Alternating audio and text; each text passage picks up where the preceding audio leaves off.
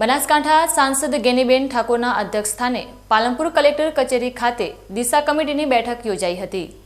દિશા કમિટીની બેઠકમાં કેન્દ્ર અને રાજ્ય સરકારની વિવિધ યોજનાઓ અંતર્ગત સંલગ્ન વિભાગ દ્વારા કરવામાં આવતી કાર્યવાહી અંગે સમીક્ષા કરવામાં આવી હતી।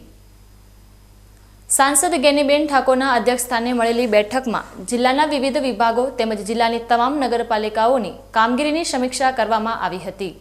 બેઠકમાં કેન્દ્ર અને રાજ્ય સરકારની વિવિધ યોજનાઓ અંતર્ગત સંલગ્ન વિભાગો દ્વારા કરવામાં આવતી કાર્યવાહીની સમીક્ષા કરવામાં આવી હતી। બેઠકમાં જિલ્લાના અધિકારીઓ દ્વારા સાંસદ સમક્ષ કામગીરીની માહિતી રજૂ કરાઈ હતી।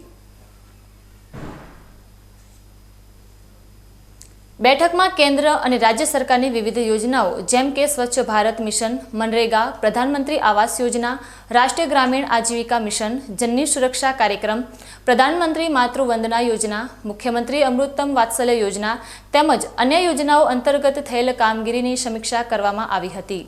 તદુપરાંત જિલ્લા ગ્રામ વિકાસ એજન્સી પાલનપુર હસ્તકની વિવિધ યોજનાઓની નાણાકીય અને ભૌતિક કામગીરીની સમીક્ષા કરવામાં આવી તેમજ અન્ય વિભાગો ICDS માર્ગ અને મકાન સ્ટેટની કામગીરી તેમજ ઈ-ગ્રામ યોજના અંતર્ગત થયેલ કામગીરી, સર્વ શિક્ષા અભિયાન, ખેતીવાડી વિભાગ તેમજ અન્ય વિભાગો દ્વારા વિવિધ યોજનાઓ અંતર્ગત થયેલ કામગીરીનો અહેવાલ રજૂ કરવામાં આવ્યો હતો।